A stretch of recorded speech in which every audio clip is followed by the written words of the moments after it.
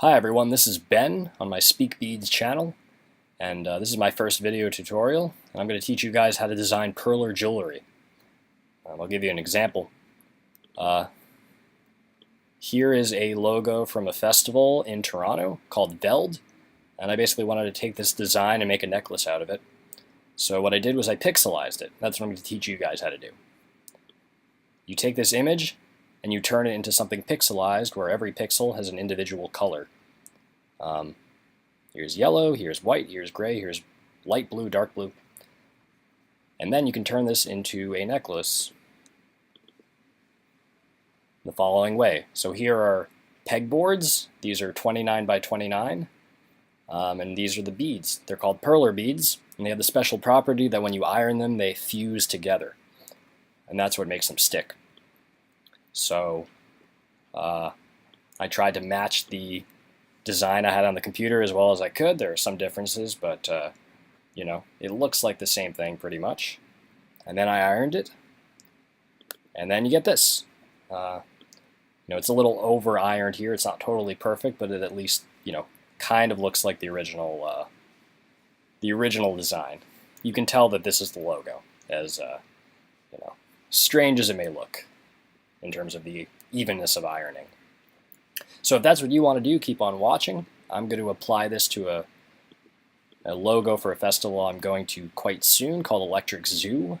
Wild Island is the theme this year.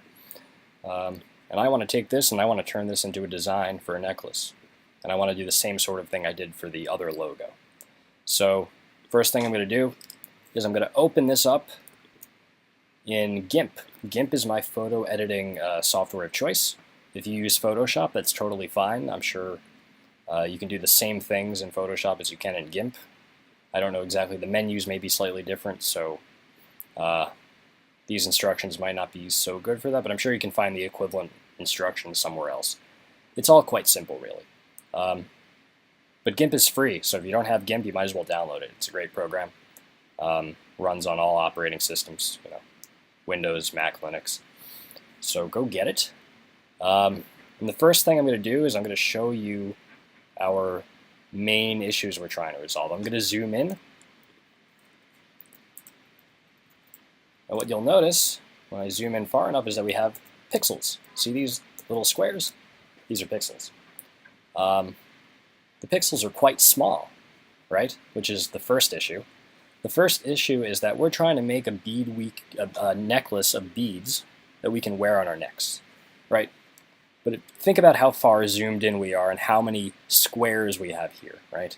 We already have 1, 2, 3, 4, 5, 6, 7, 8, 9, 10, 11, 12, 13, 14. So like 20, maybe 20 beads just along this width. And then you realize, oh, well, when I zoom out, I have many, many, many beads I would need to put down in order to make this thing. This thing would be gigantic, right, compared to this, right, where these are 29 by 29, these pegboards. They're 29 by 29. So this whole thing is 58 by 58. Think about how many of these you would need to represent this. Way too many. So that's our first problem. We want to make our pixels bigger. And that's the first thing we'll address. The second thing we have to address is the colors. Think about how many colors we would need to represent. It's not just orange, red, green, blue.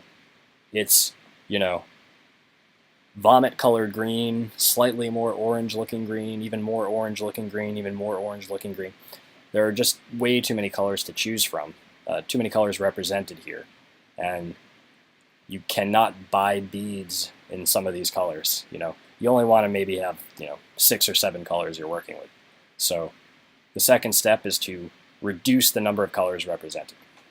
So the first thing we're going to do is make the pixels bigger. And so to aid us in doing that, what we're going to do is we're going to have a grid.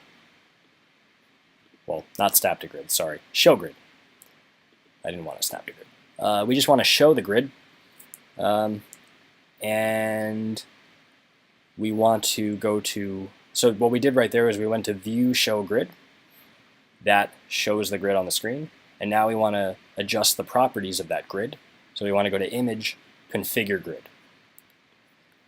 So This gives us the properties of the grid that we have put down. It's solid line, it's a black grid, and it's 10 by 10. So within each box you have 10 pixels.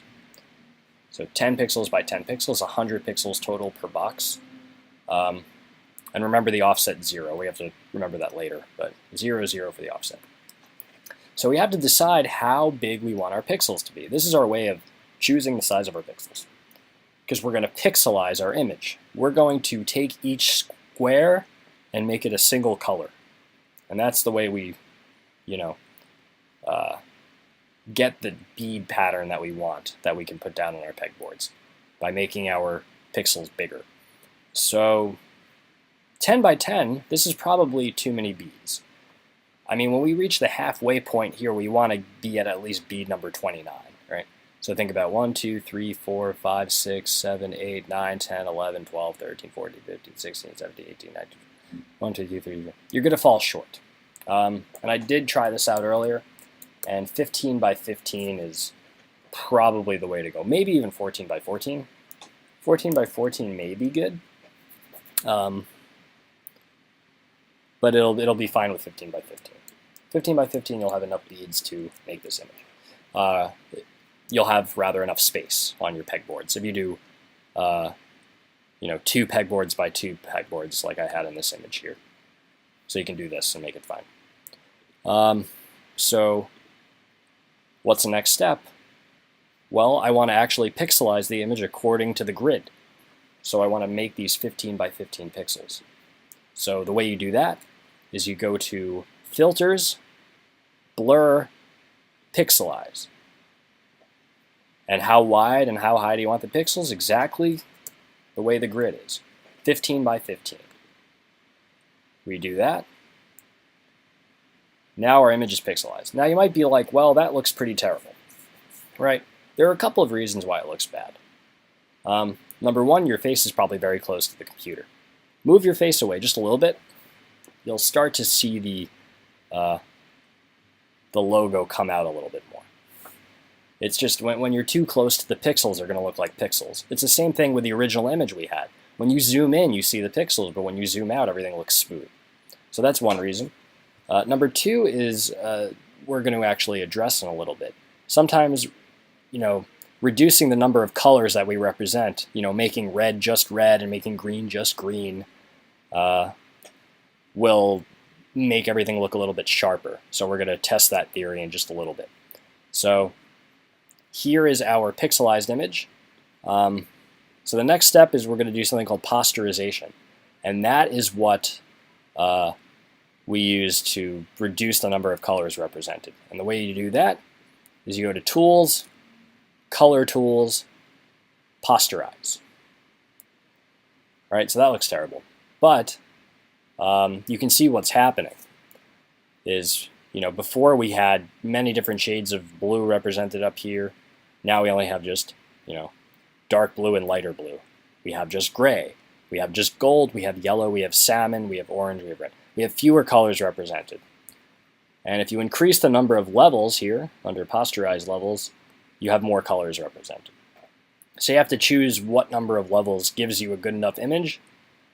Right, there's a trade-off between accuracy of representation and the number of colored beads you have to work with. How many colors can I represent? 4 or 5 is pretty good. I mean, 4 does the job, I think. If you have 4, you can see Zoo very clearly. Electric doesn't look so clear. Wild Island maybe looks a little blurry. But there are ways you can correct that, and that's actually going to be the final step, is to do some correcting.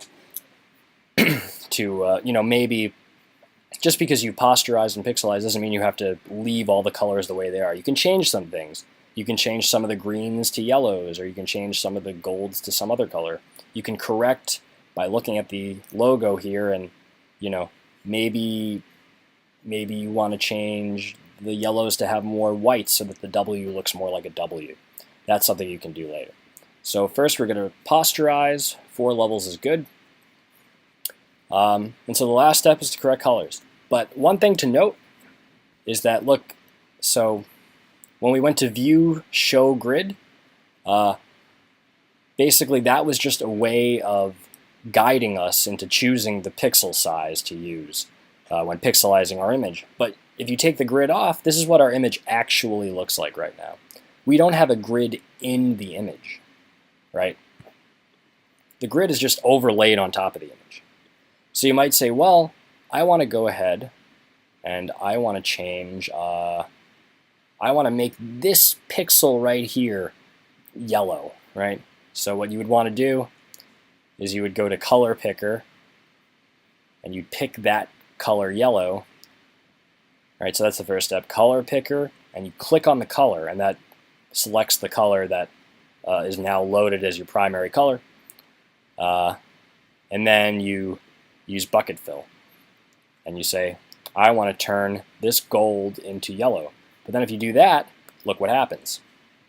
Why the hell is everything else turning gold? I just wanted to do it to that pixel. Well, that's because we have the grid on, right? This is what it actually looks like. So when you drop your color here, it's coloring this entire bar. So we want to actually insert a grid into the image. And the way you do that is you go to Filters, Render, Pattern, Grid. So this will actually put a grid into the image. Oh, you know what happened?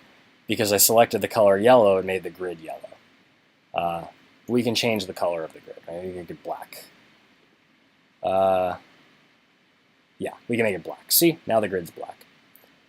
Make everything black. Black, black, black. It's easier that way. So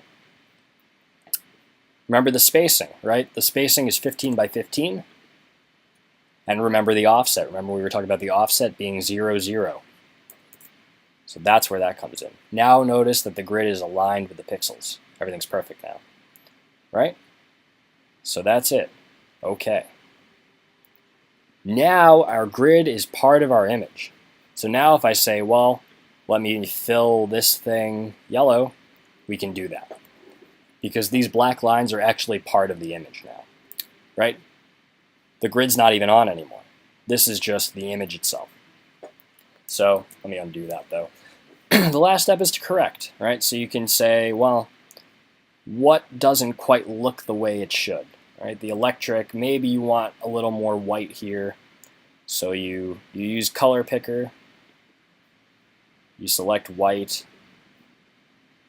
and then you fill in whatever you want to be white. Like, oh, I want this to be white. There's too much yellow here. I want to make the L look more like an L, right? Because the writing is really in white. So you can say, well, I'll make this look more like an E, you know, like this. This looks more like an E. I'll make this look more like a C, make all the writing white. See what I'm doing here? This should look more like a T, but you get the drill, right? See, electric. And you basically just correct. You correct your text to make it look more accurate.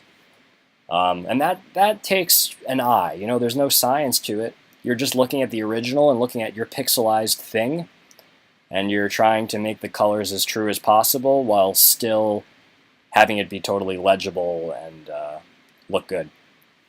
So that's really all there is to the tutorial there. We've just taken a logo for a festival coming up that I hope you all are going to because it's going to be fun, and designing pixel art. And this can be used now on a pegboard. If you buy those pegboards and you buy your Perler beads of the right colors, right, you would need, let's just say this is yellow, right? Yellow, green, you would need red, you would need gold. You might decide you want to make this just be red. Like you might look at the image and say, well, I have like 2 shades of red, but I really only want 1. So you can get away with just using red. You can turn this orange into red. You have to decide what colors you want to use at the end of the day. But what you have here is a design, and you can choose to stick to it however much you want to. But this was really the goal of the tutorial. I am Ben, this is Speak Beads, and I hope you got something out of this. And see you around.